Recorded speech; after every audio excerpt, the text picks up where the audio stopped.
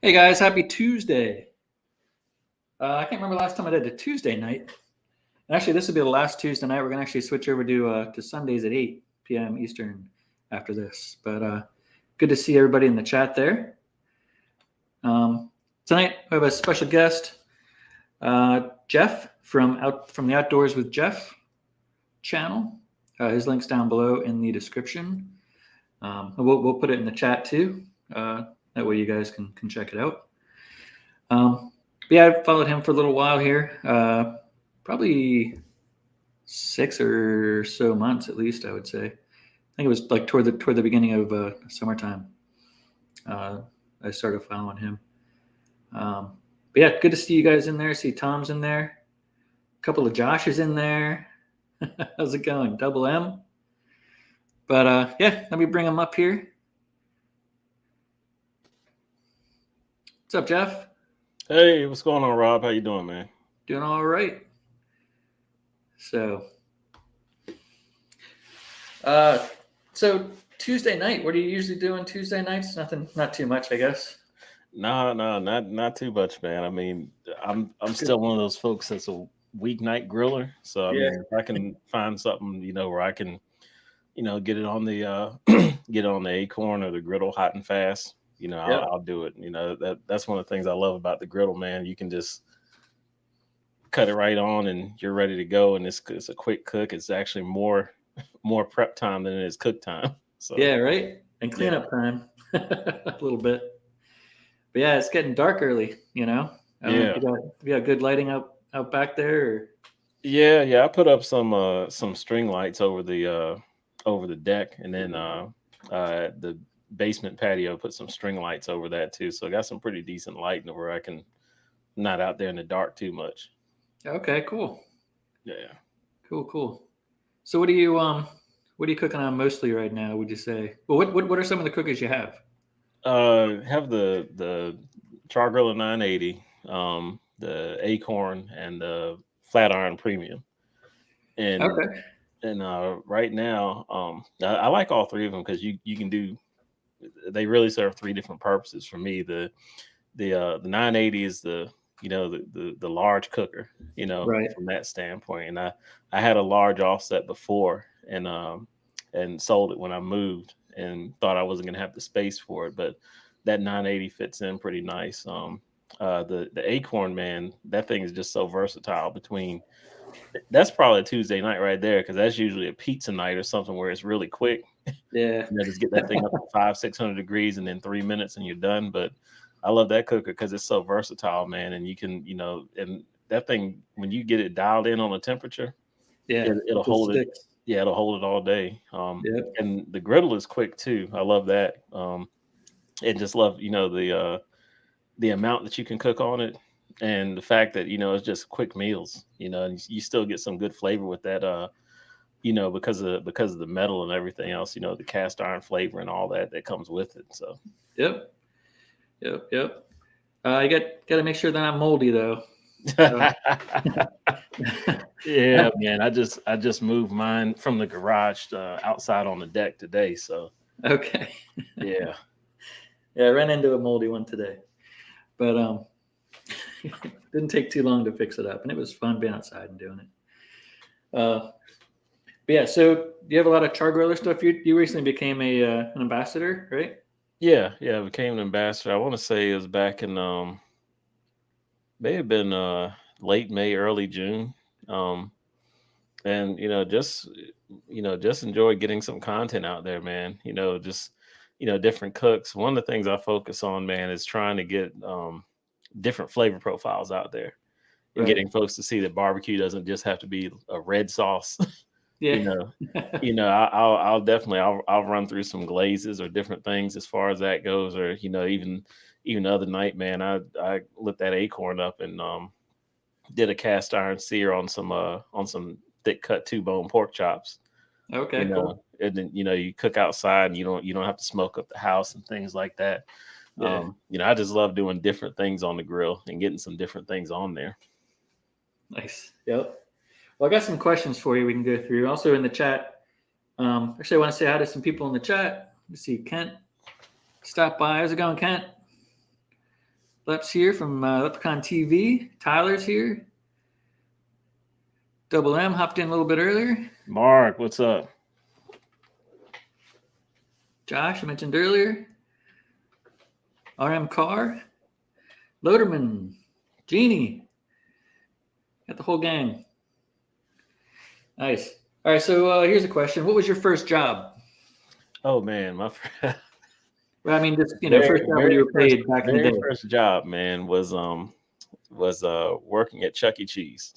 Oh, what'd you do? Yeah, there? and working in the kitchen there, doing pizzas and sandwiches, and then I was also a part-time backup Chucky, which really sucked because you wore the costume. Yeah, you had to, and like there are different parts of it because anybody you learn the part about going out on the floor. You always had a guide with you because you literally had the head was literally attached to a football helmet inside. Oh, really? Without the face mask on. So you had to have somebody with you. And then it's kind of crazy because, your vents were your eyes and your mouth. So like if kids look right up in your mouth, they could kind of see somebody in there or whatever. Yep. But the part that was bad was the fact that I was a backup. So like I still had to learn like the shows because they had the little mechanical things up there and you had to learn the dances and all that stuff. Yep. But as a backup, I never did it. So it's just like, you'd have to practice once every 2 weeks and whatnot, but yet you never get out there and you have to do it. So it's just like, but yeah, that was the first job, man. How long did you last there? Oh, dude, that was, I want to say maybe about 5 months and then football season started in high school. So it was like, okay, let me go on ahead and quit because I can't. And it was high school. It wasn't something recent. Yeah. That was high school. Yeah. Cool. What's the last thing you cooked outside, and what did you use to cook it? I don't know if you kind of answered that earlier, or yeah. That was the pan-seared pork chops. Okay. Before that, the other day, I did a video on a on a glazed ham. That came out really good, a double smoked ham, and I did that on the 980 with some Heath Rouse sweet barbecue rub and Texas pepper jelly. Has a peach cranberry habanero glaze that really, because the cranberry's got a really good holiday flavor. And it came out really good. I was surprised, it came out that well, but okay, has a good taste to it. Did you post that one yet or not yet? Yeah. I posted. I think it was maybe Saturday, late Friday, early Saturday, something like that. All right. Yeah, I've been terrible lately at watching videos and making them. I'm just getting back into making them after a little bit of a break. No problem, man. But, yeah. Cool. Well, yeah, I look forward to seeing that one. Well, let's say this coming up Sunday, you're free. Nothing's going on. You're home. You can cook whatever you want. What are you going to be cooking, and what are you going to use, you think? Man, it may be something on that griddle. One of my go-tos is tri-tip, man. I'm a tri-tip junkie, because it's always a crowd pleaser, man. Especially when you're cooking for somebody who, I'll eat a steak, medium. She made a steak, she may want it a little more well done or whatever. I may go a little medium rare, so you get enough in there for everybody where it's not an issue. Yeah, I love a good tri-tip, man, and get a good reverse sear on it. Okay, and you'd use the griddle over charcoal? No. If I'm doing tri-tip, I'm definitely using that Acorn. Okay. All right. Yeah. And what kind of charcoal are you using? B&B. Okay.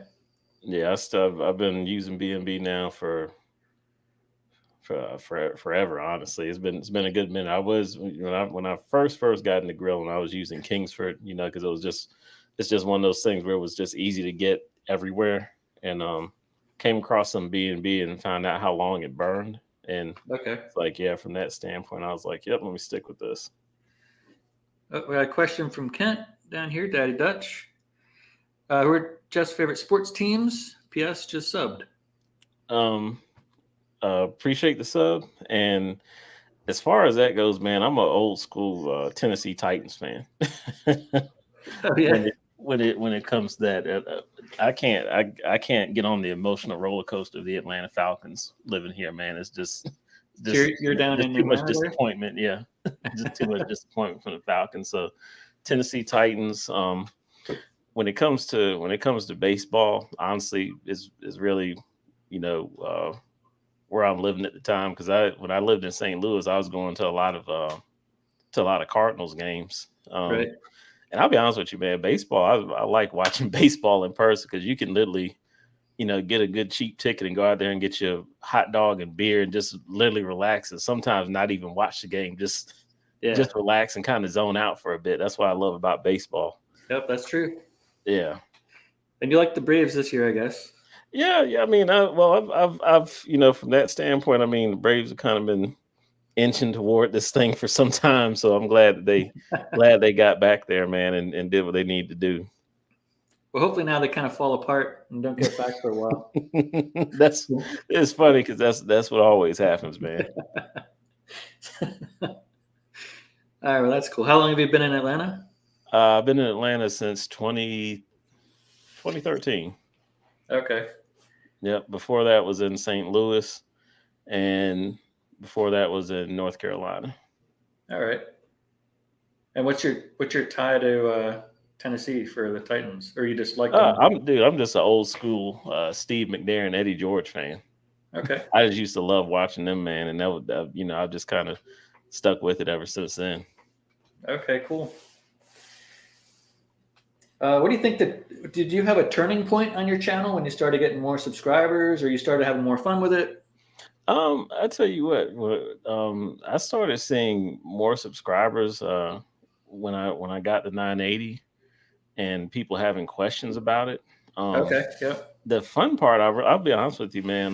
The fun part really came in the editing. Some of my first videos were really rough. I was literally using, an old iPhone, and I'm one of those folks that don't believe in upgrading an iPhone, because they just keep giving you the software. So I was literally using this old iPhone, setting it up on the fence post, and then just recording, and then and then I do my voiceovers by just holding the phone up there and just talking and using iMovie. But honestly, now, man, I mean, I like the editing part of it, trying to, figure out how to get some good camera shots and things like that. Invested in a camera, and, looking at the background music and stuff like that. Sometimes before the actual video starts, I'll kind of try and set a theme or mood and kind of get like a little bit of a quick 30-second, 40-second story to it. Right. Yeah. I'm still using. I still use my work phone. It's like an old Samsung something. So I haven't crossed over to get the camera yet, but one day. I tell you what, man. A lot of people do. A lot of people have like 4 or 5 different cameras they're using, like actual crazy big cameras. Yeah, I just got one camera, man, and I tell you what, it's funny to me, because I still do the voiceover, because I honestly just worry about burning something or whatever while I'm cooking, trying to explain it. I still just have that fear. I'll just record and then do the voiceover and do the intro, and then show the cook, and then voice over that, and then have the thing at the end, talking about the recap and the taste test. So yep. Yeah, a lot of times I don't think I've done actual voiceover in a while, but most of my videos, if I have the thing here and I'm doing something and I'm turning over this way talking to the camera, then you can hardly hear me, because the mic's over here and I'm projecting out this way. So voiceovers I might start doing a little bit more here. Hey, your voiceovers with the with the 980 build and the Acorn build, they helped me out tremendously, man. I just had that thing on. I had both of those on while I was putting them together. So yeah, those are voiceovers, just because it was 3 hours in the making of filming. Let's see. What kind of car do you drive? Lincoln MKZ and a Harley. It's a 2016 Harley Road Glide. Okay, cool. Which one do you like? Well, sunny out and 75. Which one are you driving? Oh man, that bike. I got 24,000 miles on that bike. I love getting on that thing. Damn, 24,000. Yeah. Did you get it new in 2016? Yeah. Okay. Yeah. Wow. Yeah, I love it, man. What was the last video you created but then scrapped and never uploaded? I don't have any that I haven't uploaded. I was testing out live stream one day, man, and I was like, let me go on here and see, because I was just trying to get a mindset of, okay, the channel's growing. Let's see how a live stream will go or whatever. And then it was like, I want to say like 2 or 3 people that came up there. Right. And then I was like, yeah, I'm not this. Trying to get some plans together on what I'm gonna talk about or whatever. So I guess you could say that. Yeah, live streams are kind of hit or miss. Tonight we're doing Tuesday. But then I didn't realize my friends Josh and Babe have a Tuesday night show. They're not doing one tonight. But so it's like, oh man. So I realized Sunday nights were open. So actually next week I'm moving to Sunday. Okay. And then hopefully every week on Sundays at 8. So we'll see. We'll see how that goes. Let's see here. What do you put on your hot dog? And what kind of bun do you use, or bread, or? So for bread, man, I'll do a brioche bun. Okay. I've come across those, man, and I love them. What I put on it, man, is I'm a little different with it, man. I'm a Dijon mustard guy. Okay. And pico de gallo and pickles. And that's it. I love it, man. That's just nice. Yeah, that's it right there, man. I'm in heaven. I'll get that and a couple of beers, man, and I'm good. Yeah, Kent says, don't you dare say ketchup. Oh no. When I was younger, man, that was all I used was ketchup, man. And then you start to, as you get older, you start to really taste some things. I'm like, yeah, I don't know why I was doing that. Oh, he's also saying no pickles. Hey man, I'm a pickle fan. I'll do pickles on the hot dog. Now on a burger, man. I'll use bread and butter, man. I love some bread and butter pickles, man. Yeah. Now I'm a ketchup guy. I'm a hot dog ketchup guy, so that's what I'll do. But it's all right. I get the hate. I understand. All right, so actually, Josh and Babe, I was just talking about for Tuesday nights. He just commented in here. He just subscribed to you. Hey, appreciate it. So that's good. We can get some more peoples. Appreciate it. And let's see. Oh, Tom saying go pickles or go home. Hey, Tyler's saying ketchup all the way.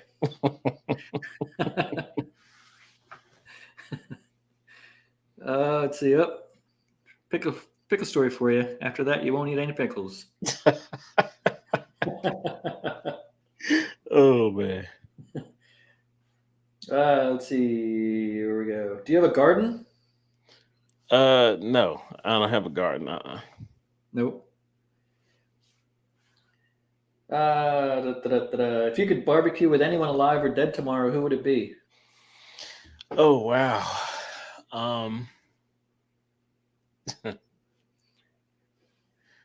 Wow, man.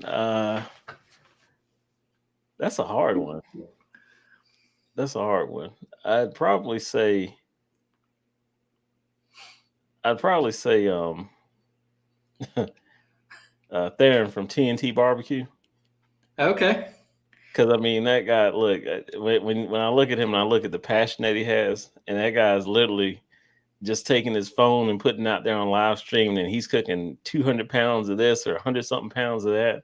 Yeah. And I'm used to those power cooks, where we used to have appreciation days at work like that, and I was always the guy on the grill. So I'm doing 150 ribeyes or a bunch of hot dogs and hamburgers and stuff like that. So yeah, I can deal with that, man. And he seems like a fun guy. Yeah. Actually, Tom's Food Factory sub to you, and also hey, Bobby appreciate it, Tom, and appreciate it, Bobby. These are some great people too. Good. We got Everett's in the house. Good deal. Grill and Chill with Mojo to subscribe to you. Love what you're doing. I appreciate it. So let's see what else. All right, let's say you're cooking steak tonight. Mm-hmm. What are you going to season it with? I'll be honest with you. I like the Cattleman's Grill California tri-tip seasoning. Okay. I like that. I don't know if you've heard of Fiesta Brands seasoning. They're based out of Texas. Okay. But they have a little sun, like a little sun in the background of the logo or something, like Fiesta. Yeah, and they have a thing called a seasoning called Uncle Chris's Gourmet Steakhouse seasoning. Okay. And I like that. And I'll be honest with you, man, the pricing on it may just be where I get it at. I get it at Academy Sports, and the pricing there is really good. But it's a good seasoning, man, and you're not spending more than $4 for a big thing of it. You know, even all their seasonings are good. And I definitely use in a lot of my videos, you'll see I use the Fiesta Brands garlic pepper seasoning, which is a salt pepper garlic rub. But it's got some parsley and a couple of other things in there that kind of kick it up a notch. Okay. So I throw that on steak as well. I try not to, and I'll sometimes I'll do some barbecue rubs on there, just depending on. Sometimes I like to stay away from the barbecue rubs, just depending upon, you know, if that sugar in there may burn or whatever the case is. So right, yeah. I usually just do salt and pepper, you know, on my steaks. But I really, really like the taste of that, and I know I love it, so I don't want to mess with it. You know. Yeah, and sometimes, man, you know, with that, just some salt, pepper, and butter, is all you need. You know, that's the way they do it at Ruth Chris. Yeah. RM Card to subscribe to you too. Hey, appreciate it. Oh, so Loderman. Okay. Look at that. Got lots of good people coming in here. Appreciate it, man. Let's see. If you're making do you make like shish kebabs every now and then? Yeah, I do that every now and again. And now, you know, I typically, I've gotten to the point now. I used to do them with chicken breast, but now I'll just go ahead and do chicken thighs, man. I love the flavor in thighs. Oh yeah. So I'll do some thighs and get some of the little small potatoes and, you know, some peppers and onions and things like that, and go from there. When I do beef, I'll usually do sirloin. I know I used to try and do ribeye or whatever, but that sirloin just kind of holds up a little bit better on the skewer. Right. Yeah. Cooking. So cool. Well, now when they're all done, and you take them off the grill, and you go to eat them. Do you eat them while they're on the skewer, or do you scoot them off onto the plate and eat them? It depends, man. I've done it both ways. I've done it both ways. Because I use metal skewers, but yeah, I've done it both ways, man. All right, yeah, that's what a lot of people say, and most people do scoot it off onto the plate. I've found this is a question I've been asking. But yeah, probably 75% of people scoot it off on the plate. If you're wondering. What do you do when you want to just relax? Oh man, that's so. Let me explain the channel name, because it's funny, because a lot of people ask me about that. So the name Outdoors with Geoff came about because I like doing things outdoors. Right. And that's kind of what the channel was supposed to morph into. Okay. But it just basically stuck with grilling, because, man, I live over here in Atlanta. I'll go over to Arabian Mountain and go for a quick hike. I love getting on the motorcycle. Love being on the grill. Right. Outside, and I love cigars too, man. So, you know, sitting outside with a cigar, you know, a good hour and a half, you know, that entails the whole Outdoors with Geoff thing. Cool. And I put a little bit of that on my Instagram. You definitely see more of that on my Instagram page than the YouTube. I think I actually have a separate YouTube channel that has some drone footage on it. I'll be honest with you, I don't really pay that much attention to it. I'll just upload something to it and then just kind of let it rip and maybe check it once a month. I think I put one drone video up from a trip to Orange Beach, Alabama on this actual channel. So okay, cool. Is that linked from your other channel somewhere, or? That one from Orange Beach is actually on my barbecue channel. The other channel is called Outdoors with Geoff. You'll just see it. It doesn't have a bunch of subscribers, but I got like about 4 or 5 videos up there, I think. Okay, cool. Let's see. So you watch other channels, other cooking video or other cooking people. What's one of the channels you think should be a little bit bigger? I tell you what, man. It's quite a few of them. I tell you what,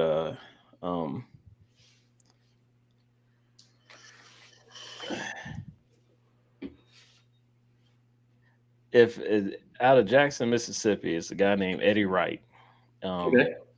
That's I mean, this guy's a phenomenal cook. And the funny thing about it is when you look at his channel and then you kind of hear his story, you think, Right. man, this guy's been catering and doing this stuff for 20 years or whatever the case may be.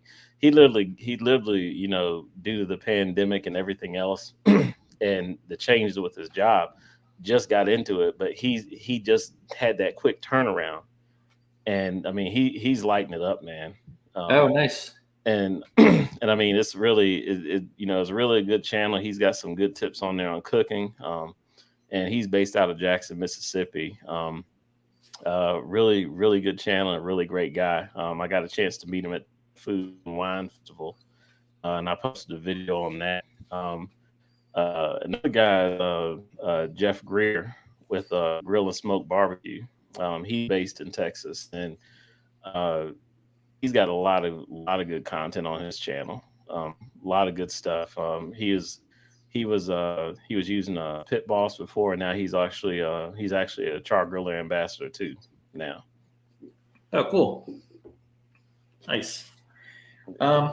Actually, let's go back to your different grill types. So yeah, you got the Gravity, you got the Acorn, you have the Griddle, the flat iron. Mm-hmm.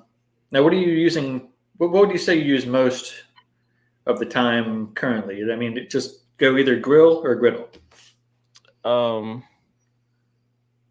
The Griddle is the newest, so I'm jumping on that a lot more. The I'd say the Acorn. I love the 980, man. But that Acorn, it's a quick startup, and you can light that thing up, and you can get to whatever temperature you need and hold it, and and when I'm mainly cooking for two people, right? So that's more than enough room, and that's the one I like from that standpoint. I mean, it's kind of like you're do it all grill. Now I just asked everybody in the chat too with a poll I've never tried before. So we'll see. Looks like grill is winning, unless it's not showing me the whole thing. Now, the one thing I will say, man, is I'm doing a lot of breakfast on the griddle. I mean, that's that's making me break that thing out in the morning. So. Oh yeah, definitely. Yeah, definitely. Let's see. Have you met any other YouTubers in real life? Eddie Wright. Okay. And that's it so far. I've done a collaboration with Jeff Greer, and did the video handing off and things, just like that. But haven't just the only person I met was Eddie Wright. How'd that go? Oh, good, man. Yeah, had a good time down at the Atlanta Food and Wine Festival. He was a vendor down there and showed me his stuff, and he's got a big old hickory pit, and had his Yoder with him. The guy did, I want to say, about 300 something pounds of rib tips that weekend. And okay. Yeah, it was good. Yeah, he's got a nice little setup, man. Nice. Let's see. I asked that one. I asked this one. What's the strangest thing you've cooked on a grill or griddle? Anything strange or anything? It doesn't have to be strange. It could be something that's out of your normal cook. I'll tell you what, man. It was a recipe for bread pudding that I picked up from Malcolm Reed. and it's a white chocolate bread pudding, man. And the first time I did it I did it in the oven.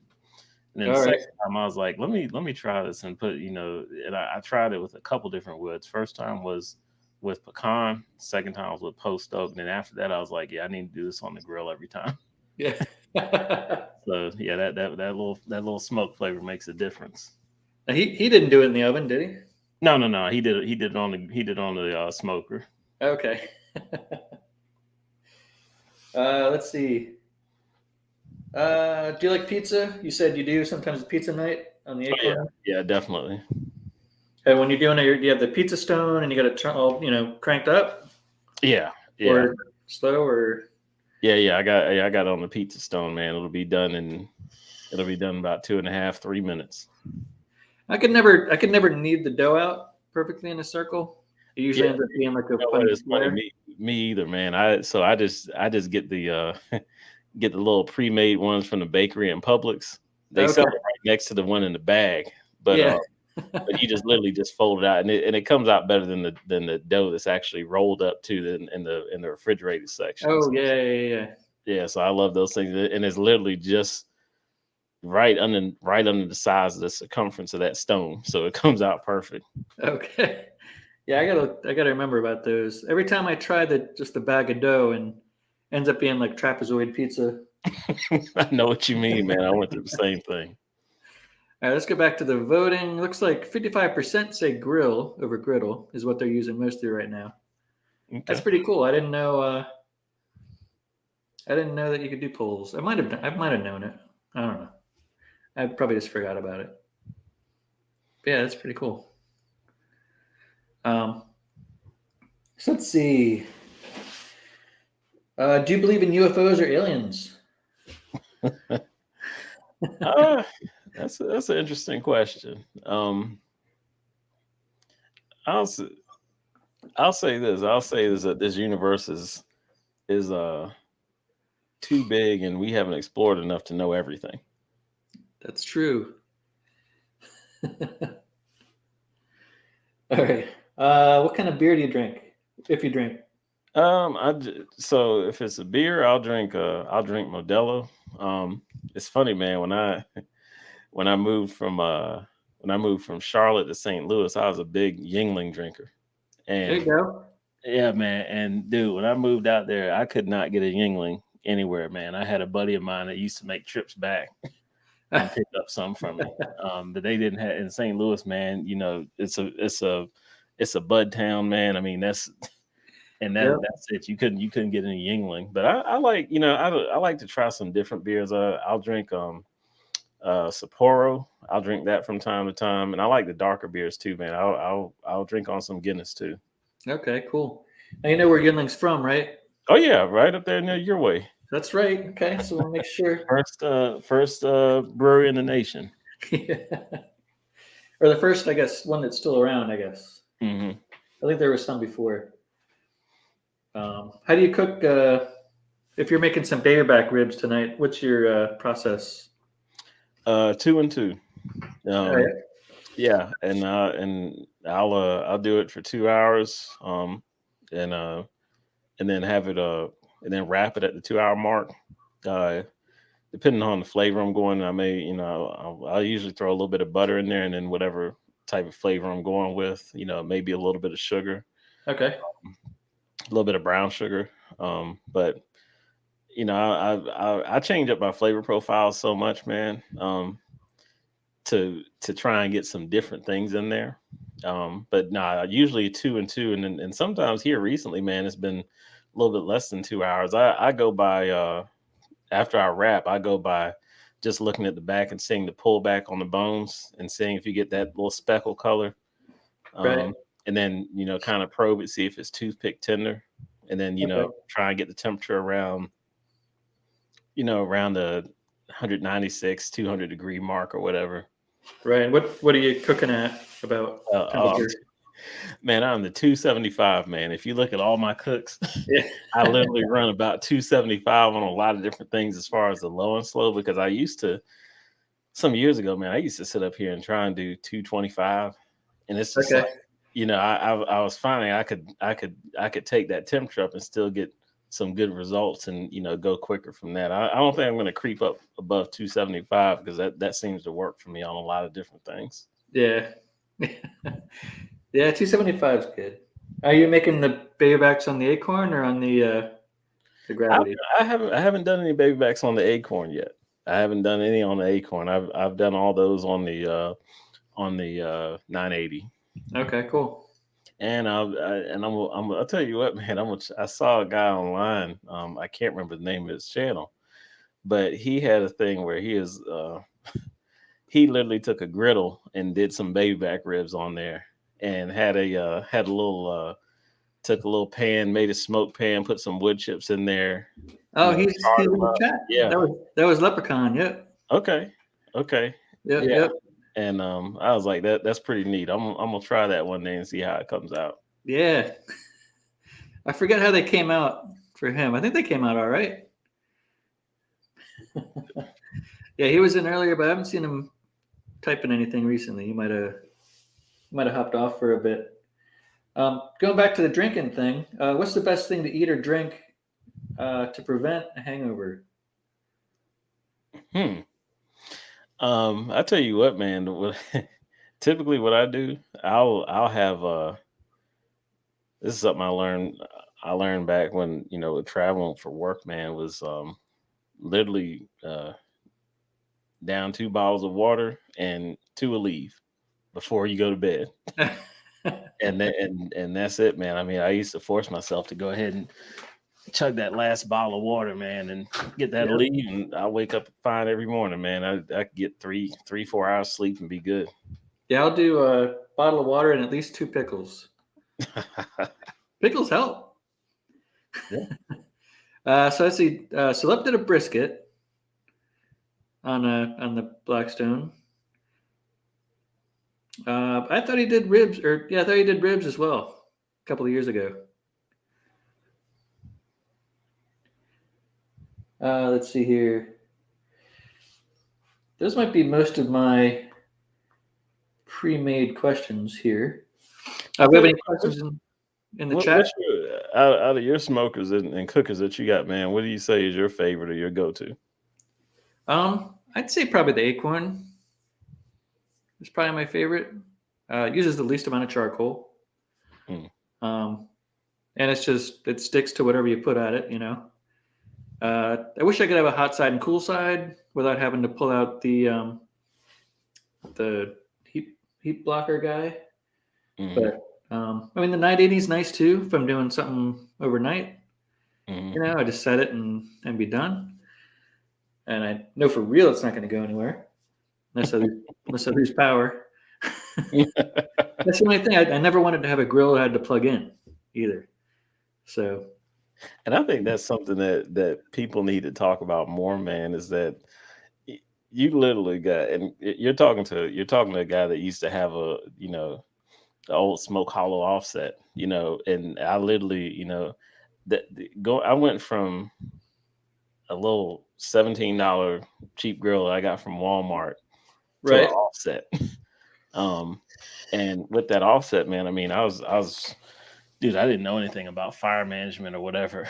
I learned on that thing and got good at it.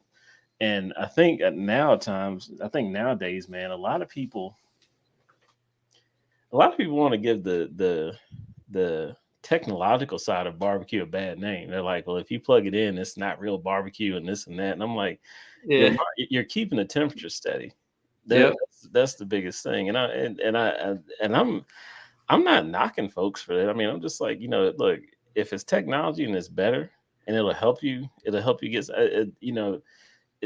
part of barbecue is not saying, look, I didn't sleep all night. That's not what barbecue necessarily is about. It's about getting good food. Yeah. And I think that's the thing, man. We get a lot of folks that really, that kind of give some pushback on it. But at the same time, I mean, you don't see people taking horse and buggies to work. They get in their cars and go. So, I mean, technology is changing. So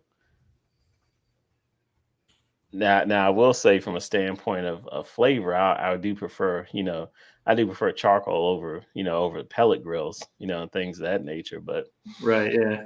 But yeah, I've never had a pellet grill.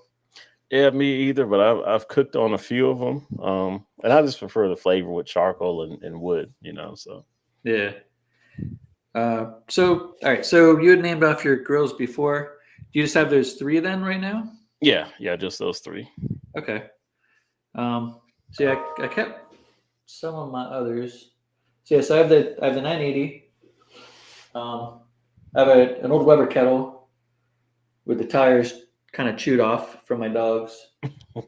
An old gas grill. The Smoking Champ from Char Griller. Okay.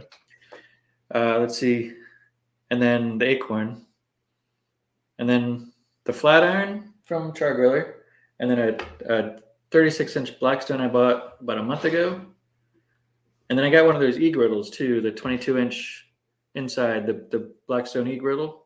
Okay. Electric one for inside. How you like that? It's all right. I thought the griddle top is actually like super thin and seems like it I don't know what. It seems like really cheap compared to like an actual outside griddle. Mm. I don't know. And it doesn't seem to be the same heat everywhere. It's all, I don't know. It's weird. It's easy and it's super, it's super non-stick. But yeah, it seems like a good one. But we'll see how long it stays non-stick. Hey, Grill and Chill with Mojo just signed up as a member. Thanks, buddy. Okay. And he had okay. Sorry, I'm scrolling back here through these comments too. Yeah. Hey Rick, how's it going?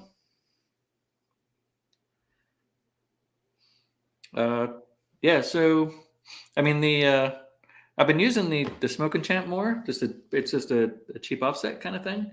Mm. But yeah, instead of using it as an offset, I'm just putting charcoal right in the main chamber on the right side. Have a nice cool hot zone, or cool zone hot zone. But yeah, that's always fun too. That way you can say if you're doing I don't know, chicken drumsticks or something, start them off a little away from it, and then toward the end put them right over the fire. Oh yeah, get them nice and crispy. But yeah, that's the one thing I don't like about the Acorn. You have to take the grill, the grill itself off in order to, the grates off in order to get to that smoking stone and take that off if you want to get super high heat. But I mean, I guess you could scoot all the coals to one side if you wanted to, and but it's not as wide under there as it would be in like a kettle. Yeah. But TBC Cooks is taking off. Have a great night, man. Thanks for joining. Good to see you too, Rick. Welcome to the chat. Let's see what else we got going here. So I see you got fancy hat and shirt on. That's your logo. Yeah, man. It's a local guy that does some really great work, man. And called Next Gen Graphics, based out of Winder, Georgia. So okay, yeah, linked up with him, and he does a really great job on them. Cool. Steven Jacqueline, how's it going? Welcome. Mario. Oops. I missed it there. Mario, what's going on? BKC Cooks. What's up? BKC Cooks is also an ambassador as well, man. Oh yeah? Yeah, he put out a great turkey video, man. Great turkey video. You need to check it out if you haven't seen it. Cool. Yeah, I'll find him and subscribe. So you're on the B&B train, you said. Yeah. Between that, man, I'll be honest with you. It was hard for me to source it at first, and then I found that I could get it at Academy Sports, and they have the best pricing on it besides Buc-ee's. Now I don't know if you've ever been. You're up north, so I don't think you've seen Buc-ee's, man. Yeah, I've never been to. I've heard of them, but I've never actually been to them. They literally have everything in there, man. And you can get a 20-pound bag of oak lump for $8.99. Honestly. Okay. And Wow. they literally just have everything in there, man. So whenever I see one, I'll go ahead and stop and grab it out of there. But normally I go to Academy Sports, and that's where I can get all that stuff at a pretty decent price. I used to go to Ace Hardware, but Ace, like, the same stuff I was getting, for $9 a bag at on the orange bag, 18-pound oak briquettes. Right. I was paying sometimes $15-$16 a bag at Ace. So okay. Yeah, this texted Lep. So yeah, he did brisket on his Blackstone. He did ribs on his Blackstone. He did tri-tip on the Blackstone. Okay. Yeah, I thought he did ribs on there. Yeah, I forgot about his brisket cook. Cool. Yeah, so I've never tried B&B. I went right from like Kingsford to Royal Oak, and then I was like, yeah, I'm a lump guy now, Mm-hmm. And Royal Oak was cheap, get it like at Home Depot or somewhere. Mm-hmm. And then I got onto the Jealous Devil, which is what I use now. Mm-hmm. And it just lasts longer, and it seems like it's hotter, and it's not that much more than like B&B would be for like a 20-pound bag. I mean, it ends up being probably about $1 a pound. Okay. But it's it lasts forever. So you're actually saving money because you're only buying one bag. Is one bag's gonna last you at least 12 cooks on the Acorn. Yeah. Rick says Buc-ee's is the only gas station you stop for fuel and walk out spending $300 in jerky, shirts, and other stuff. Yeah, no, hey man, those don't sleep on those brisket sandwiches either, man. They got some excellent brisket sandwiches in there, dude. I'm telling you. Let's see. Joe Everett's wondering, sorry this was covered earlier. Where is Geoff from originally with that unique spelling of Geoff? Hampton, Virginia. And that's it, man. It's funny, man, because I've gotten Geoff and Godfrey and everything else, man, over the years, but it's just Hampton, Virginia. My parents just said, yeah, let's just do it this way. Okay. Let's see. Guess it's Mario. Says B&B orange bag is good stuff. Oh yeah. We got Stephen and Jacqueline putting the link out there. If anybody hasn't been on there yet, go on there, hit subscribe, comment on one of his videos, let him know you're there. BKC says Buc-ee's is the real deal. Yeah, man. I mean, dude, you look at it when you get inside there, you think it's a small city, man, and it's always packed and crowded any time of the day. They got like, got there, man. They got like 50 pumps, for gas. It's crazy. It looks like Rick subscribed to you there. Hey, appreciate it, Rick. Rick's got a show mostly every Monday night, I believe. Right, Rick? Okay. Check him out. Let's see. Oh, so Everett's saying B&B Texas blend lump. Okay. Yeah, man. I love some B&B, man. Cool. It's been some very flavorful stuff in his opinion so far. Let's see, BKC saying the competition char logs are great. Yeah, I've used those too, man, and they are they burn long. It's one of the things in talking with one of the guys that works for B&B. They actually got a patent on it or whatever, where they drill a hole into it or whatever, and it's and I'll say this, it does burn long. I'll admit that. I'll be honest with you, the first time I used it, I thought it was going to be smaller pieces, but I mean, you got some pretty, they're all uniform in size, because they're briquettes, but I was like, dang, that's pretty big, man. But no, that'll hold some time on you. Cool. Yeah, they're like those almost like the honeycomb, like the trapezoid shape, like little baby logs with a hole in the middle? It's literally that. I tell you what, if you take this can here, just Right. drill a hole in the bottom, that's about the size of it. Okay, cool. Just drill a hole all the way through it. All right. Oh, yes, it's Mario just subbed. Appreciate it. Rick's saying he just picked up a new brand, the Good Charcoal Company. So he tried it out, burns really hot, clean, and long. So you can get it at Sam's Club. Yeah, I saw a video about that on Instagram. And I thought it was pretty interesting, maybe worth looking into. Okay. Loderman says Cowboy Lump was good till he found some milled wood flooring in it. I did try that once. I think there was a good amount of cement at the bottom as well. Cement chunks or little rocks. That's never fun to find in there. Let's see what else we got here. I don't know if I missed some questions in here. Oh, where are we at with the poll if it's still going? 65% now say that they use the grill more than the griddle. I wonder if that changes at all as you go through winter. Like I think I'm going to be using the griddle because I have one in the garage, like right at the edge of the garage, so it's got plenty of air right there, Yeah. Nothing's going to blow up.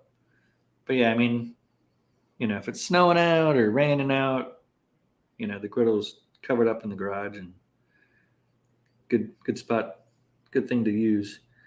How do you like that Texas pepper jelly? Rick's wondering. Oh man, I've used quite a few of them. It's really got some good flavor. The one that I find, when cooking for family or whatever, that I used the most was the straight pineapple one, the one with no heat, because some folks that I cook for don't necessarily care for the heat, but I like the ones with the habanero, heat on it at the end. I told you about that one with the ham earlier that had the peach cranberry habanero. I love it, man. It's great. Cool. And where do you get that from? It's a place called Atlanta Grill Company. Okay. And that's a huge barbecue supply store. You can get just about anything in there. If I'm getting some stuff like that, I usually try and order it offline, or if I just want to be creative, I'll go up there and just go through the aisles because they have everything. You'll pay a couple dollars more, but you get to see everything right there instead of just spending hours on Amazon. Yeah. Yeah. Cool. Hi, Brian Newell. How's it going? PKC Cooks. You could, but I think only moderators can post links. But yeah, everybody search up PKC Cooks and check him out too. He's new over here. He's got some good content. Let's see. Oh, back to the chunks of rock. You might find some chunks of rock in Cowboy Lump, but for the money, that still gives you a number of tasty cooks. For no lot of scratch if you burn it right. Not popular opinion. And Rick's asking about the meter probe. He sells them at the store and loves to hear customers' feedback on them. Yeah, I'll be honest with you, man. I'm an affiliate with Meter, and I love it, man. It's one of the things I think that's, we talked about technology and barbecue, and I think really for me the game changer with it was of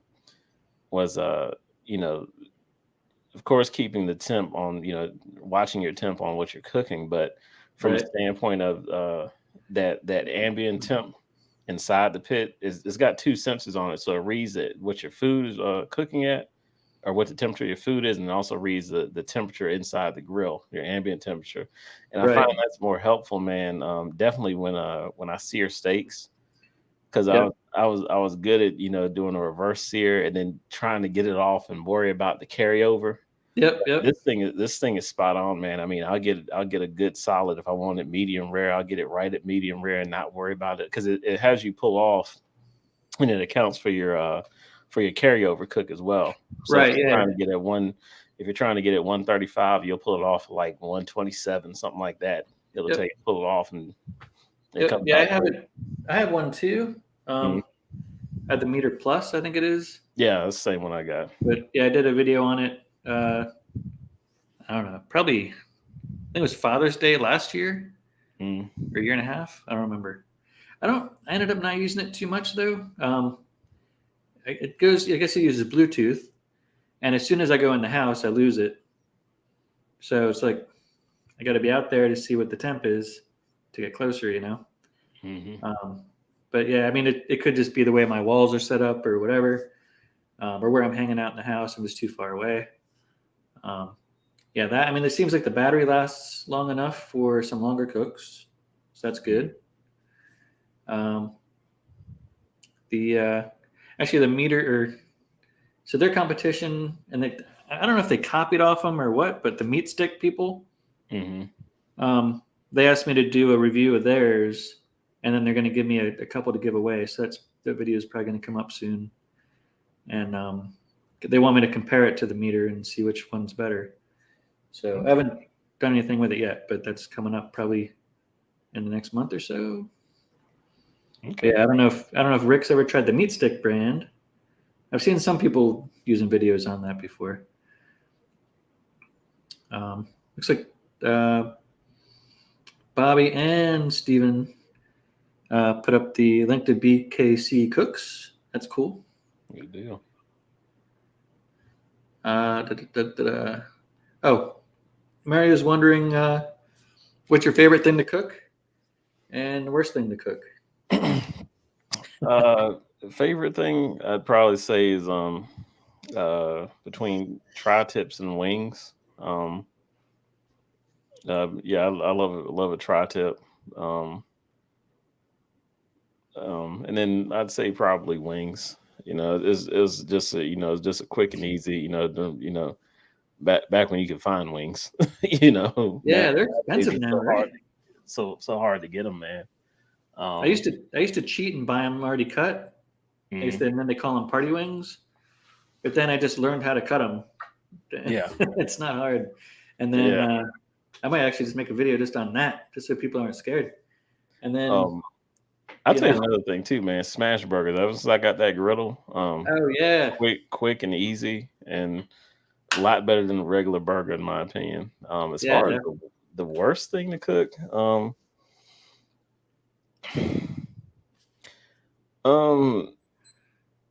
don't know. As far as on a grill, I don't really know from a worst standpoint. I'm trying to think. With me, I think for me it's wings. It's probably my favorite thing. Worst, I don't know either. Probably whatever is the most sticky, hard to get clean off the grill or griddle. So whatever's messy and takes too long to clean up and my food's cold.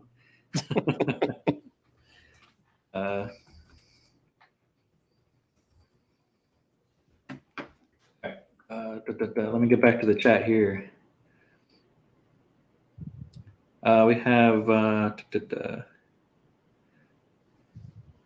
right, looks like Grilling and Chilling already checked out BKC Cook's channel.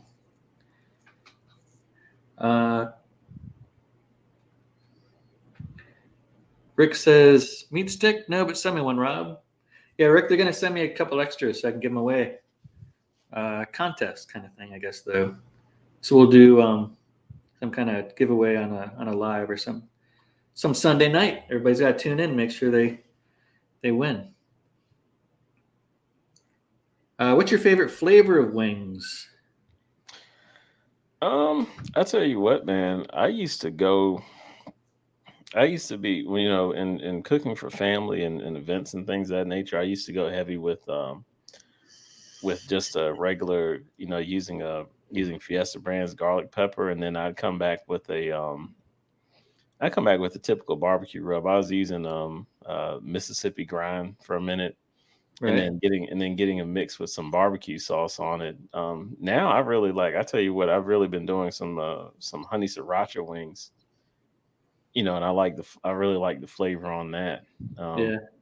And it's a sauce out there, man. The folks that are you may see it because you're up north, man. It's a sauce called Mambo Sauce. Okay, no, I haven't noticed it. That's from the DC area, and it was popular in that area for years, man. With the takeout restaurants, with the Chinese restaurants and things of that nature, they'd serve it with wings. All right. And they just started getting into Walmart and Target and places like that. And it's a really good sauce, man. I started to use that now on ribs, wings, some other things. It's a really good alternative to just regular barbecue. Okay, cool. I'll have to check that out. Do you like them? Like you said, you're putting some sauce on them. So do you let them sticky up? Like you sauce them and put them back on? Yeah. I sauce them and always put them back on. So you don't like them drippy and goopy? No, not necessarily. Yeah. Same here. I like them. Get it tack up a little bit. Yeah. My wings now. I mean, I've tried a bunch of different kind, and I'd keep going back to Uncle Steve's Shake, sweet and spicier. Just put some of that on there, and then in the last like 5 minutes or so, 5-10 minutes, just put some Sweet Baby Ray's on there, and then let them on there for another 5-10 minutes. Let them tacky up, and you're good. I guess I should change it up at some point, but I know I like it, so I don't want to change it. Yeah, I know what you mean about that Sweet Baby Ray's, man. That was my go-to sauce, and it's a good sauce to doctor up, man. I mean, I literally, one of my things with that was literally put a little apple cider vinegar and some cayenne pepper in it. And that was it, man. I mean, it's good. Yeah. Yes, it's Mario says tri-tip all day. That's going back a little bit when you were saying that was one of your things, one of your go-tos. Yeah. Let's see, a lot of people saying hello to each other.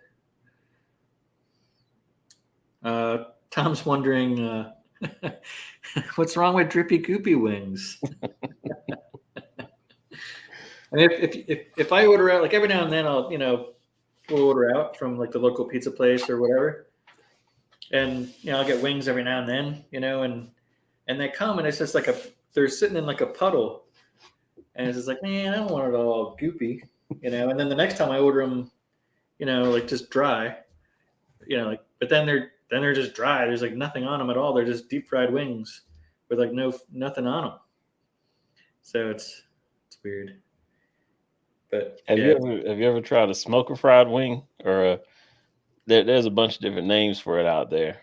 Okay, like an air fryer. So cooking the wing and smoking it, at 250, 275 or whatever the case may be.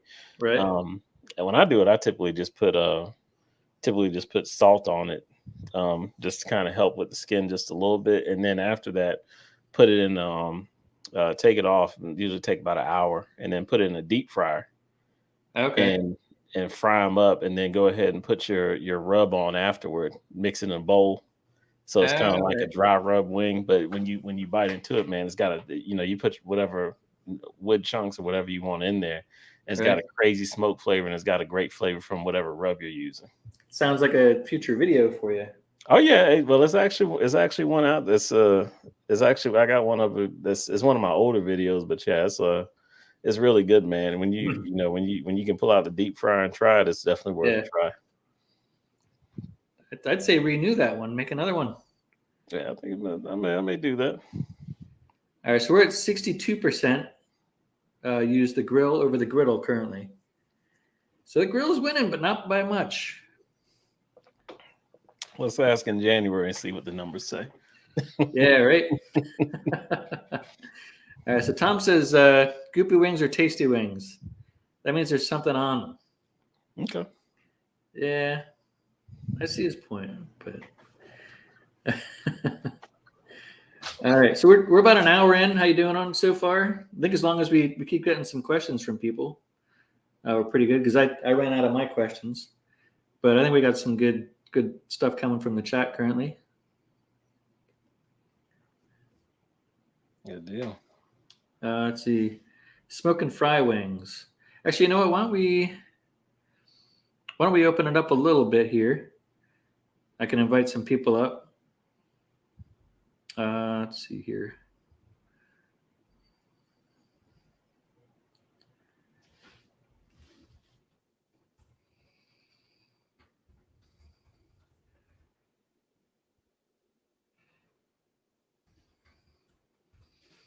Why don't we invite some of the people from the chat up, and we'll hang maybe another half hour or so. Is that cool? Mm-hmm. Yep. Let's see if we can. Oh, we already got. Hey, how's it going? First time on your channel, I think, or on your live chat there, Rob. Hey, how's it going? I appreciate it. Yeah, you're an amazing guy, man. I've been following you for a little while, so. But I just want to say, Geoff, you rock, man. I love your channel. I love what you're doing, man. Hey, appreciate it. You're absolutely amazing. Happy Thanksgiving to you guys, everybody in the chat. I hope everybody's going to have an awesome Thanksgiving. Yep. So. Yeah. So that's actually a great question. We'll go through the three of us. Geoff, what are you doing for Thanksgiving? Are you cooking something or?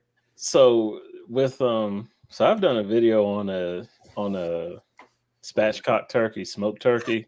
Oh, and did a spiral ham video, double smoked ham. So for Thanksgiving, I was like, let's just, we've been eating off of that for about a week now, and I'm like, let's just go ahead. So I'm gonna do picked up a standing rib roast, and I'm gonna go ahead and do that on Thanksgiving. Nice. And just got a call yesterday to do a smoked turkey for family. So I'm keeping it a little bit simple. Prime rib roast with some seafood mac and cheese and greens, and that's it. Okay. So, question for you, Geoff. How'd you like that spatchcock? I tell you what, man. Be honest now. I like it. I like it from the standpoint of, well, and I'll say this too, man, because I brine and I inject my birds. Yeah. When I cook it, when I do turkey now. From that standpoint, I enjoy the aspect of going ahead and get that backbone out, and then when you're carving, you can literally just knock everything down rather than having that thing all together like that. What's your take on it? So I did a video about 2 weeks ago and did the same thing. Okay. So, yeah, and it was my first one. Being the first one, you kind of struggle a little bit. You're like, okay, where are these legs? What's going on? Or they're flopped wrong. I mean, it was interesting. Pulled the skin back, seasoned it inside with Steve Shake. But I took that backbone and that neck bone, threw it in my sous vide because I didn't have time to, make my broth on the stove. But dude, I'm telling you what, that broth was amazing that I made in my sous vide. Not my sous vide, excuse me, my pressure cooker, Instapot. So came out amazing. First time doing a spatchcock turkey, dude. And it was and I did my stuffing. I smoked my stuffing too on the Kamado style. That stuffing was, dude, first time doing that too. It was amazing. Good deal. Another thing I do when I spatchcock, man, is what you're talking about as far as getting the meat. I get on that turkey video, you see where I flip the turkey over, and then you can just take that leg quarter and pop it all the way in to where you go ahead and get the skin, and then on the breast too, you can just kind of go down in between the skin and the breast. But the other thing I do is I'll just go ahead and take a boning knife and just go and trace out that wishbone. So you can go ahead and just cut the breast right off, and then just cut slices, 100%, not have to worry about that wishbone in there as well. I took I cut that wishbone out in the beginning, So it was my first time. I thought I did okay for the first time. It wasn't as juicy as I would have liked it. If I would have I did brine it, but if I would have inject that thing, I think it would have been better. But this time I'm doing 2 turkeys on what am I doing it on my Traeger. Okay. And gonna stuff the heck out of it, oranges and pears and all kinds of stuff to keep it moist, and they come out amazing on that thing. But, good deal. BKC Cook, sir. New sub to you, sir. How y'all doing? Yeah, I like your channel also, sir. I appreciate it. Betcha. Hey, we had a question pop up here aimed at Geoff. Favorite wood for brisket? Favorite rub? For brisket, I'm a post oak junkie, man. Ever since I was able to get my hands on it a couple of years ago, I just love the mellow flavor of it. So post oak, and then I just run salt and pepper on brisket. Yeah. I All did right. one. I've done one brisket, and I was freaking out because it's my first brisket, you know. Then I was done. I'm like, what's the big deal, man? Just You know, patience and just whatever, you know. I haven't done one yet because I live here in Austin, and I can run down to the local gas station and get fantastic brisket. And, it takes me longer to start my fire than it does to eat brisket, from up the Yeah. street. But I think I'm going to do one because I've got the 980 now.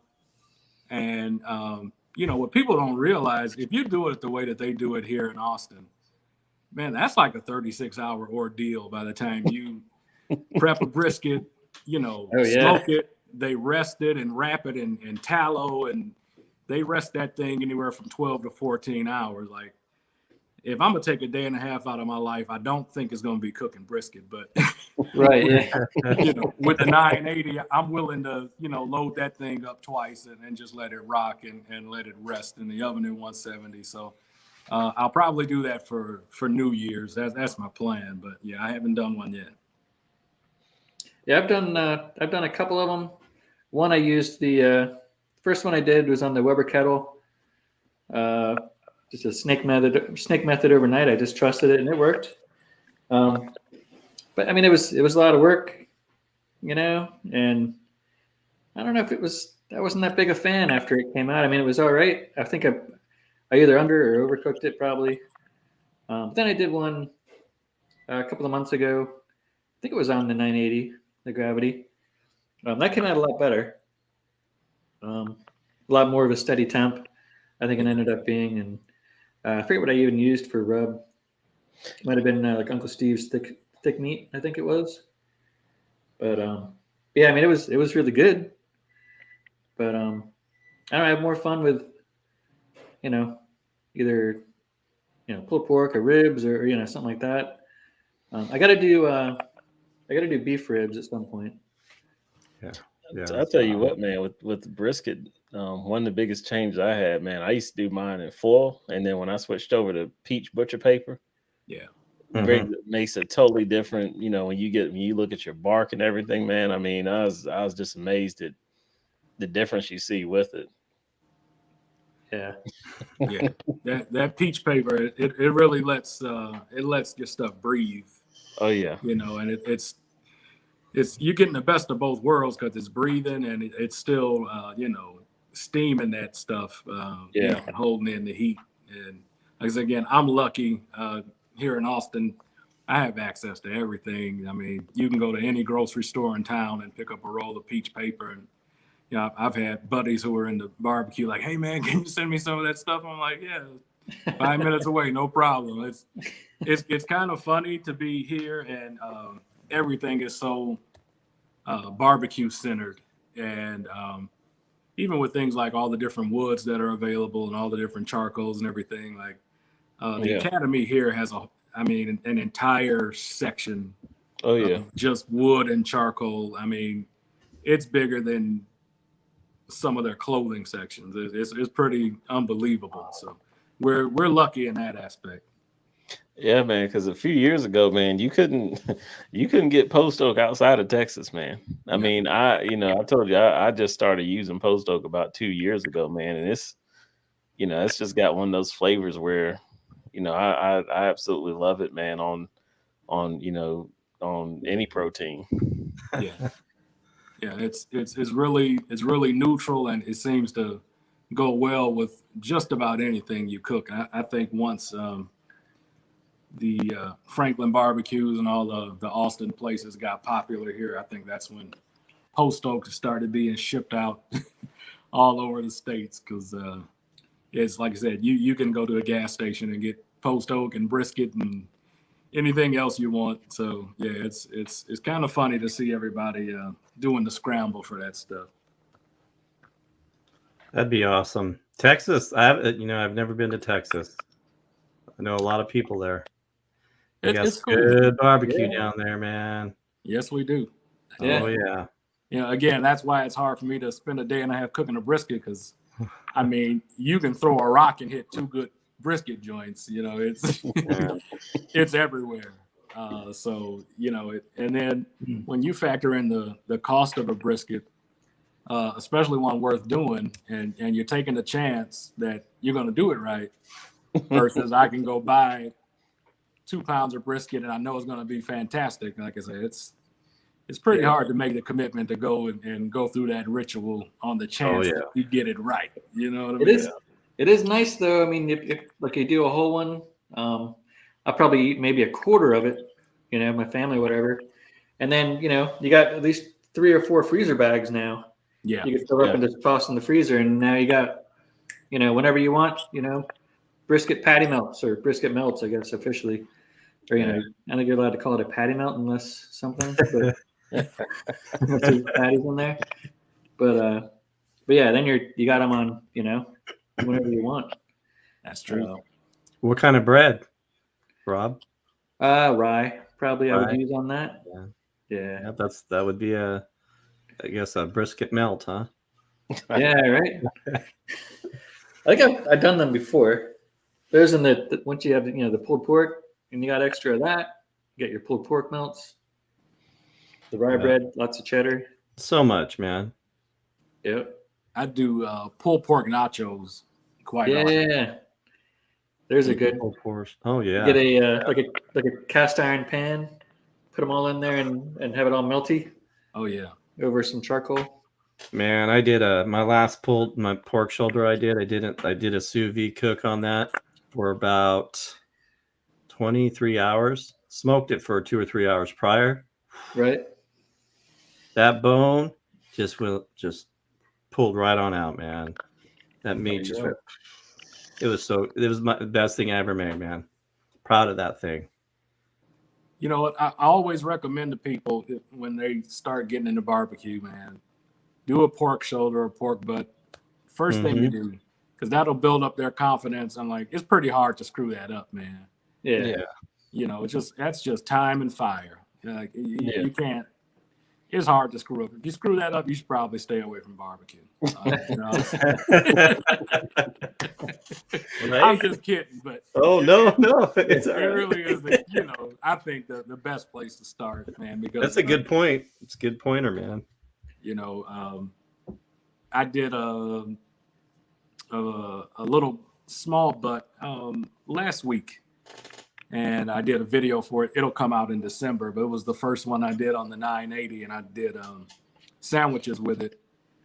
And like you were saying, man, that was my best butt. And I've cooked, countless ones, but I think that consistent temperature just really, really did it. Man, when I tell you, it rendered like nobody's business. And every other butt I've done, like you said, the bone came clean out. Well, on this one, it actually drew back from the bone. The bone was just sitting there. I literally just picked it up. Isn't that awesome? What an awesome feeling, huh? Oh, man, it was. When I saw it, I had to show my son. I was like, come here. I was like, you got to see it. Put it back in the videotape. Clean bone. Yeah, look what your dad did, But what'd you grill that on? Which pit? Yeah. Up the 980. Oh, okay. Yeah, the char griller 980, and I used B&B lump and post oak chunks.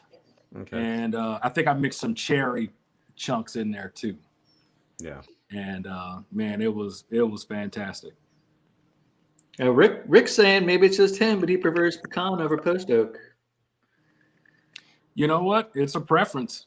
We have plenty of both here. And mesquite is big here. It doesn't get the publicity that post oak and pecan does, because post oak and pecan is what the big restaurants, the famous restaurants, that's all they use here. Okay. But in my experience, the locals, people who have been here for a long, long time, especially because this is Central Texas, when you start getting south, especially like San Antonio and even further south, like mesquite is king. And mesquite gets a bad rap for being too strong and overpowering. And That's just if you're running a dirty fire. If you're running a clean fire, mesquite is very smooth, clean, and it's almost got a bit of a sweet taste to it. Mesquite can be really, really good. Yeah. I'm using mostly pecan right now. Sometimes cherry. Mm-hmm. Yeah, I don't really have a place to get any post oak around here, but I might just not be looking in the right places. Did you say oak? Post oak. Yeah, oak. Oh. Yeah. Yeah, man. Yeah, you can get it on. You can get it online from Academy, man. I mean, they got their bags. They sell for $5.99. B&B, any B&B wood is $5.99 there, and they do. I know at one point they were doing. I forget how much you had to spend, but it was free shipping or whatever. It wasn't much. No, I think it was $49. Jeff, I think was the last one I saw. Yeah, but from a pricing standpoint, man, I mean that's probably the largest retailer I've seen that has everybody beat on pricing when it comes to that. I know I believe they're based out of Texas, and so is B&B. I don't know if that's a deal or whatever that they worked out, but from a pricing standpoint, man, they got it. They got it hands down. Yeah, I get like the Weber bags. I think they're $8.99. But I don't know which one. I don't know how big the bags are in comparison to those bags. They're comparable. I just saw some Weber bags in Lowe's the other day. Okay. And it's a comparable size to the B&B. But and now, who did you say you ordered those to? Academy Sports. Academy Sports. Yeah. It was so funny tonight. I was thinking about I'm gonna have to start ordering this stuff online because there's not much around where I'm at. Where are you out of? Outside of Seattle. Okay. All the way up here in the Northwest. Okay. It's cold. It's kind of warm down there. It's got to be what 80s where you're at down there in Texas. Yeah, we just got into the 60s today, but yesterday was in the 80s and 60s. Yeah, it got to about 72. I think was the high today, but it was chilly most of the day. Yeah. Well, Rick's saying he's in San Antonio. Yeah, and absolutely right about the mesquite. You got to mix it with other woods, and it's amazing. Yeah, it's good stuff. It's good stuff, man. As long as you run a clean fire, I think people should give it a try. It gets a bad rap, but I like it. When RM Carr says they have pecan everywhere here, but he likes hickory better. Okay. I used to only be able to get hickory, I guess it's easy to get hickory like splits around here. But I haven't used my offset with actual splits in a long time, just because I don't really have any good place to get actual splits. But yeah, I got to keep looking. Double M post oak with a little bit of pecan, and he doesn't like spell check.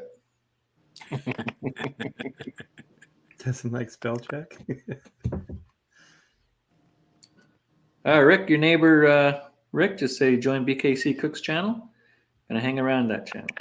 I appreciate it.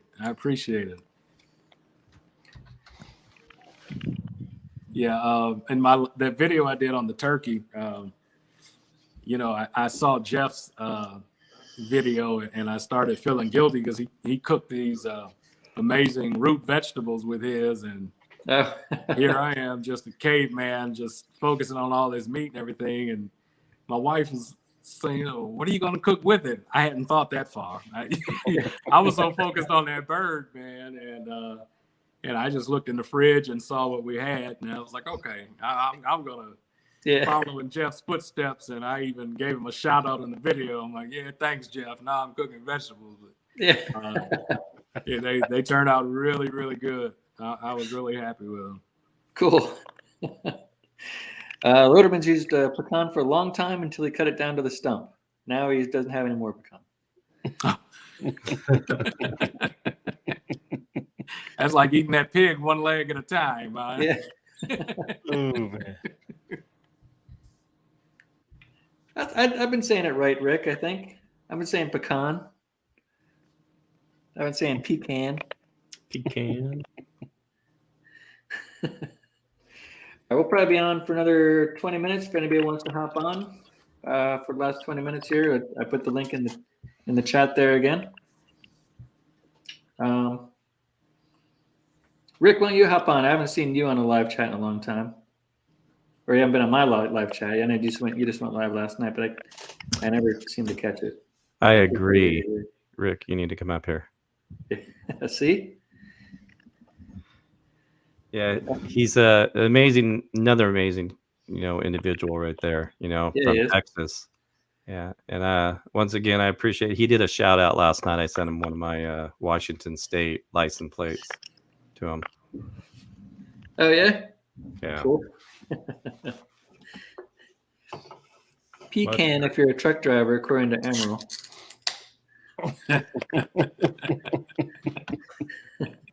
Uh-oh. Academy Sports won't ship to Arizona. Oh, what? Really? Yeah. You know what? Some of those states might get a little quirky about the different woods because of invasive things, which is silly. It's silly though because they kiln dry all of that wood before they bag it up. So if I take one of those chunks and put it in the ground, it's not going to grow a pecan tree? No. No chance. No chance. If I put it in like an incubator, it's not going to hatch. No, I don't think any bugs are living in it either after it's been in that kiln. I can't imagine anything's going to live, through that. What do you guys think of the Jealous Devil? I love it. You guys love it? Yeah, I mean, I bought a bag and then, I saw somebody using it, or I read about it or something.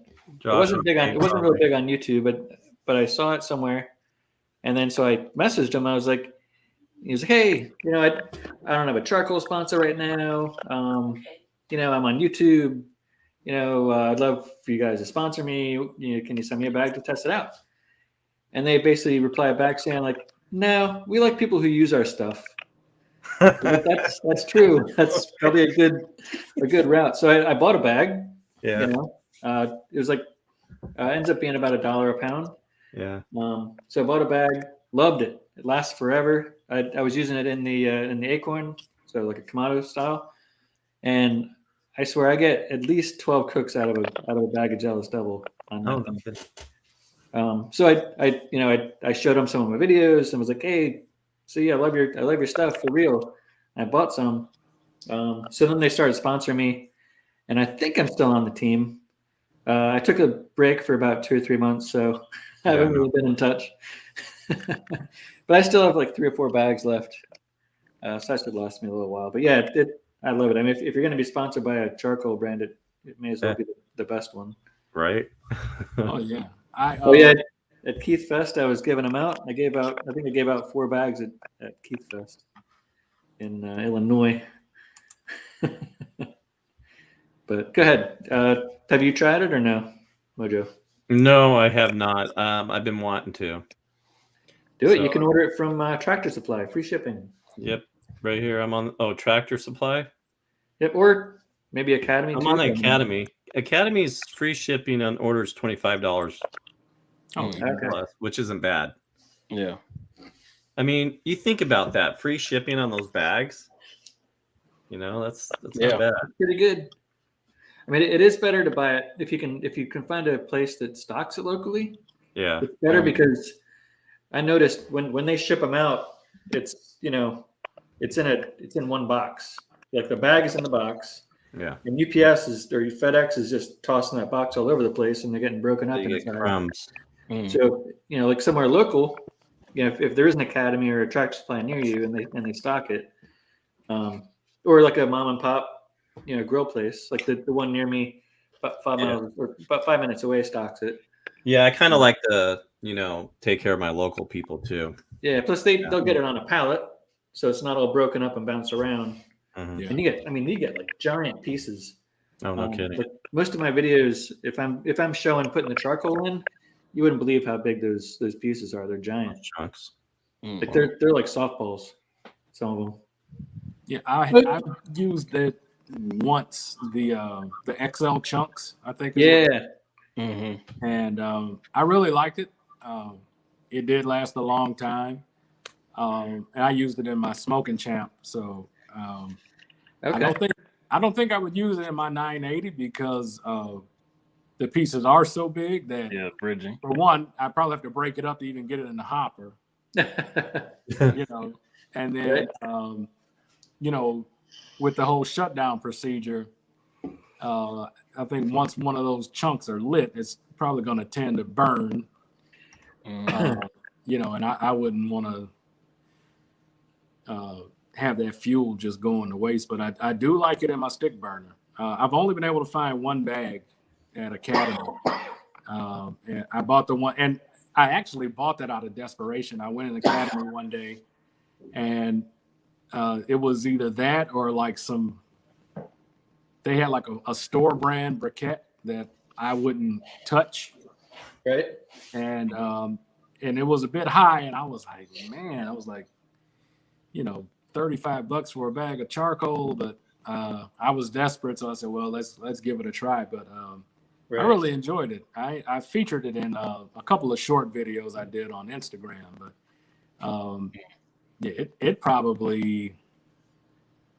I probably got about 4 or 5 cooks on my offset out of that bag. Okay. Yeah, the offset's tough with just charcoal. Yeah.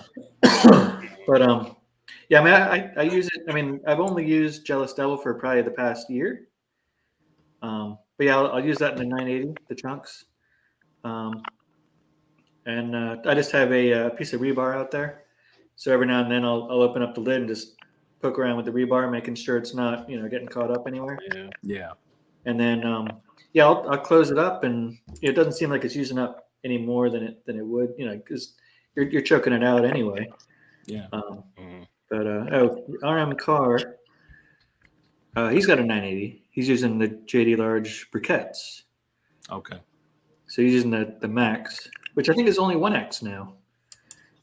They changed the name. Are those the ones that are in like the cube box? Yeah. Okay. So I got some of those over the summer, and they're like twice the size of the Kingston or whatever, Kingsford. Oh my God. The blue bag.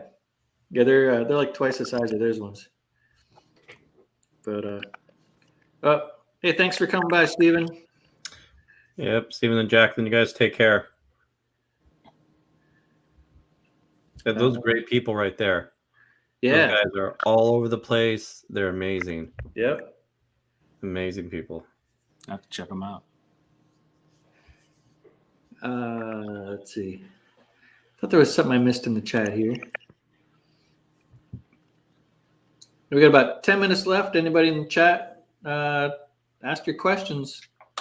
Now's the time. So Double M thinks it was Geoff that forced him to smoke bacon wrapped Oreos. Bacon wrapped Yeah, Oreos. man, that was an interesting cook, man. You know, I'd seen it online and tried it, and I'll be honest with you, man. The whole sweet and salty thing really, to me, it went together. Some people hate it, some folks love it, man. It was like, okay, it's like it actually came out all right for me. Nice. I gotta hide that video for my son. I think if I do that, man, I'll be making those every week.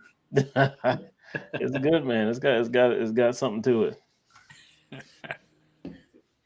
Yeah, I like your Instagram. I'm looking at it right now. BKC. Oh, thank you. Yeah, Brandon. Okay. Yeah, I forgot all about Instagram. Gotta start following more people on there. His Alexa's going off. Look at that. Yeah, trying to get Yep. about to unplug this thing, man. All right, so what do everybody have planned for cooks coming up besides Thanksgiving? We're not talking about that anymore. But as far as like this weekend coming up, any plans for cooking? Anybody? I'm just doing Thanksgiving stuff, and I'm gonna clear out all those leftovers before I figure out what I'm gonna do. Yeah. I've already got one thing done for December. That's the pulled pork sandwiches. I got that video done, but I'm gonna do a prime rib for Christmas. Are you? Oh yeah, and I'm debating on smoking it. Only problem with that is I don't want to film and cook and be, on the clock for Christmas dinner. So I'm kind of kind of torn with that idea, and I'm definitely not going to make a $150 roast for a video. Like if I'm making that, it's going to be for what I'm for that holiday. If you think about it though, if somebody out there not running a YouTube channel, somebody out there goes out and they're like, all right, I spent $150 on this thing. I really got to look at all the videos I can to learn how I'm going to do it right. Yeah. So those videos I think are sometimes worth going the extra mile and be like, I'm going to put some time in the video and actually, do it. But the other side is, it's a special occasion for yourself as well. It's Christmas or whatever. You have your family around or whatever's going on. So it's like a trade-off. You're like, well, I could get a lot of views on this one, most likely, because people are really going to research how to do it since they spent all that money on it. Yeah. Yeah, I feel you, Brandon, because that's what I'm cooking for Thanksgiving this year, and I don't think I'm going to record it either, man. It's just a thing of just kind of relaxing on the day, and I think that's the thing too is like because all you guys, everybody here does videos, and I think in the end, people see the end result of a 8 to 15-minute video or whatever the case may be. Oh yeah, you look at the editing and the prep with the cook and all that stuff. I mean, you're gonna throw some hours into it, man. Oh yeah, setting up shots and all of that. And I'll be honest with you, sometimes I love doing the channel, man. Sometimes you literally just want to cook and relax. I want to sometimes just sit out and smoke a cigar while the food is on, and it's so I mean it's a balance. It's a balance. Yep. So go go ahead. ahead. I'm sorry. No, I was gonna say, as far as cooks that I have coming up, I'm gonna do just a big freezer clean out because I have so much stuff where I've accumulated stuff getting things for cooks and not cooking all of it. So I'll probably do that and then look at doing some sheet pan cooks where you just get all your vegetables and meat on one pan. You can get a quick dinner. Probably get about 3 or 4 of those out sometime within the next couple months. I got a rib video coming out that's marinated. If you guys haven't tried Allegro marinade, they got some really good stuff. I've used quite a few of their marinades. That I'm an ambassador for them as well. But I did the spicy and the hot and spicy marinade and the black pepper marinade, and did 2 racks of baby back ribs with it. And you think the taste would be the same, but the flavor profiles are completely different on it. And that was my first time marinating ribs, man. But talk about some great flavor. That'll probably be out toward the end of the week here. So Nice. Yeah, up on my list is prime rib for Christmas. And then I went over and saw the price on prime rib, and I'm like, okay. Yeah, nope. But I got a Weber kettle given to me, from one of my accounts, and every year it's about 40 years old, and every year on Christmas he cooked prime rib on it. So I was like, let me do a video, shout him out about this, Weber kettle, and grilling up a prime rib. So I'm probably gonna do it. It's just just gonna do it. That's I just have to just go and just do it. And I've never cooked one before or grilled one before, so it'll be my first time. Well, I think the thing that'll fix it here is you just buy 2 of them. You make a video with the first one a week ahead. $300. But I can't believe the price of meat, man. It's just insane. Oh, it's nuts, man. Yeah. It's nuts. So for the gravity smokers, so I know we got a few of the at least 3 gravity 980s char griller. I know I think RM Card had mentioned he has one, or Double M as well, maybe. But as far as when you're smoking, when you're adding wood, are you guys adding it in to the hopper, or are you putting it into the ash box down below there? So I go in the hopper, and I've gone in the ash pan before, and I'll be honest with you, I don't really see too much of a difference now. Right. When I was using my master build, I saw a difference in that when I put it in the ash pan versus the hopper. But on the 980, I really don't see that much difference. I'll front load, on my cooks, I'll front load a lot, more wood in there, for the front half of the cook, versus charcoal. I'll put some extra chunks in there. Right. Yeah. And then on the back half, since a lot of on the back half of your cooks, you're really not getting a lot of smoke on it. So just kind of lay off it. But no, I haven't really. I like it in the hopper, definitely. And you're getting clean smoke that way. Mm-hmm. Yeah. Yep. That's true. Yeah. I mean, with me, I usually put it in the ash pan because all I do is I just top off the hopper every time I go to use it. So I'm not taking out the old or this or that or. So instead of trying to make like a layer and then a layer of the wood and then another layer of charcoal or two and then more wood, I'll just put it in the ash pan. I know it's gonna get the smoke right now because I just put it in. I can add more right now if I want to use more now. Instead of like, well, now I'm wrapping my ribs and now it's coming down to the next level, which has wood on it in the hopper, and I'm just wasting the wood now at that point. But RM puts it in the hopper. Yeah, I do the hopper as well. Yeah. I think I got really good at gauging how the thing consumes fuel. I think I got really good at it really fast. And I was of the mindset that it was going to take a little too long for those chunks to catch in the ash pan. And all right. I could very possibly be wrong because, again, I've never done it. But my thing is I want that smoke right now. I want it at the very beginning. Yep. As that meat is warming up and those pores are opening up, I want that smoke getting in there, especially if, like you were saying, if it's something that's going to be wrapped up, I want that wood smoke right up front. Yep. And, my thing was, do I want to take a chance that these chunks are going to ignite and burn? Because smoldering is just, it's not good enough. I was a fireman for 20 years, y'all. So right. when I'm thinking fire, I'm thinking on a whole different level. So. Yeah. Right on fire.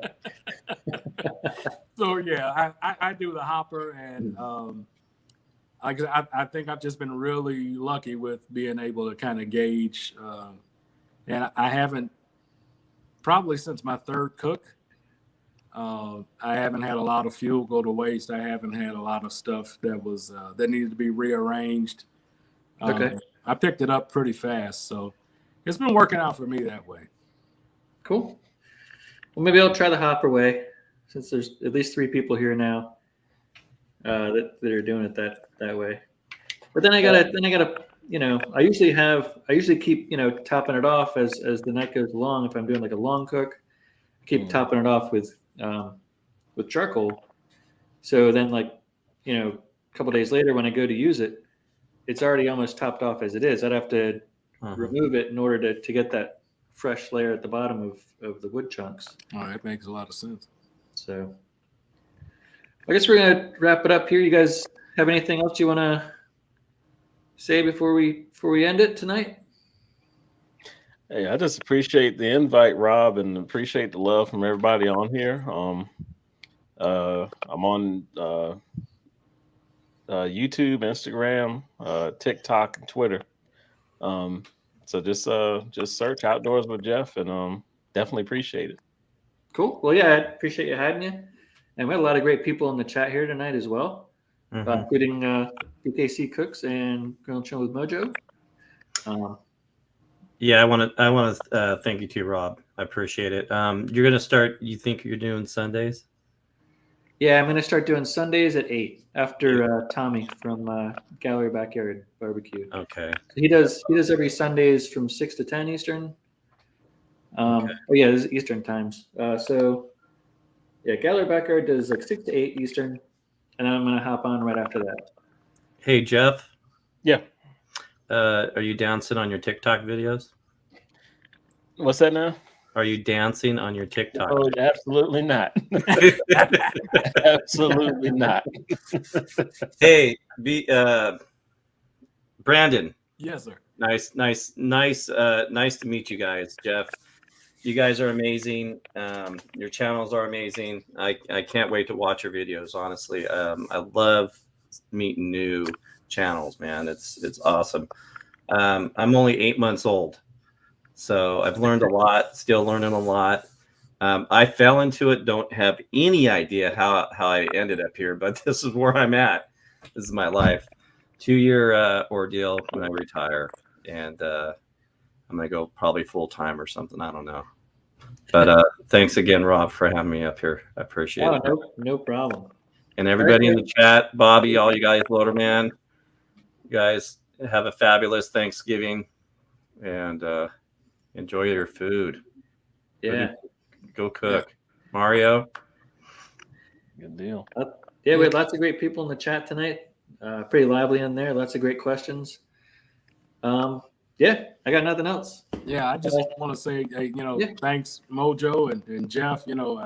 Geoff reached out to me a while back, and I've got a lot of great information from Geoff, and of course, a lot of great information and inspiration from his videos. But I really just started going at it seriously a few months ago. I started it after the pandemic hit because sitting at home bored, nothing to do. And I was a chef before I was a firefighter. And I really started making videos so that my kids could have, my knowledge. I wanted to pass down my knowledge because my mom passed away and she was a phenomenal cook, but she never wrote anything down. And there were so many of her recipes that I would give my right foot for some of her recipes. Some of the stuff I've been able to recreate, but a lot of it is just gone. Yeah. And so, I made some videos and I kind of laid off, and I had a couple videos that took off, and YouTube contacted me, was like, hey, we want to monetize you and all this stuff. And I'm like, okay. I'm like, well, we can do this. And so yeah, sounds good. Yeah, I'm like, well, if you're going to pay, then I'll make the videos. Yeah, exactly. And I've been retired now about 3.5 years, and so I was like, okay, you know what? Yeah, I can get serious with this. And Rob, I've watched a ton of your stuff, and again, there's so many great channels on here, and I have to say that I haven't come across anybody who was less than gracious, and everyone is willing to help and give you pointers and info, that you ask for. And so I think we got a pretty good community of folks. And I just want to say thanks, Rob, for letting me come on, and all the people in the chat who checked out my channel. I do appreciate it, and I will be doing the same because I do believe in supporting and taking care of each other. Yep. Yeah. Every show will probably be around kind of the same kind of deal. First hour or so will be questions, and then maybe the last half hour or so, just let people hop on and either ask questions to the main guest, or just kind of hang out and chat for another half hour or so, and that should be that. But it's a weeknight, so so if I'm on the East Coast here, I have to get to bed soon. So. Yeah, I appreciate you guys all coming on tonight. Yeah, we'll all be in touch, I'm sure. And everybody in the chat, we'll see you guys on Sunday at 8 o'clock Eastern. I'll once I figure out the guest, I'll post that up and get that scheduled. So thanks again, everybody. Appreciate it. All right, have a great night. Thanksgiving.